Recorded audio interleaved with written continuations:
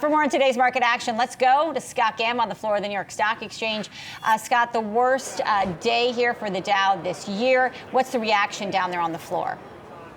Well, we avoided that 1,000-point plunge in the Dow, so I guess we'll take down 767 points. To your point, yes, the worst point plunge for the Dow of all of 2019. You know, this market has been up in really a straight line all this year, so, we almost forget about these big down days. But nonetheless, the worst performing Dow stocks today, Apple tops the list, down about 5%, well into correction territory, down over 11% from that 2019 high that it reached just this past Wednesday.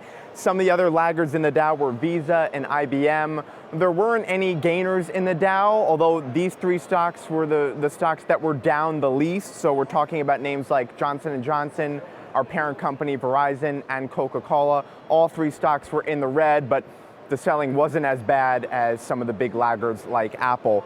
For the S&P 500, we did close off the lows of the session at about 2844, and also that's about 100 or so points above the June 3rd close for the S&P, which was 2744. So yes, the sell-off of the past couple days has been bad, but we have yet to reach those early June lows. The S&P 500 has, though, wiped away most of its year-over-year gain, which now stands at a mere 0.2%. And in fact, at one point today, the S&P 500 went negative year-over-year.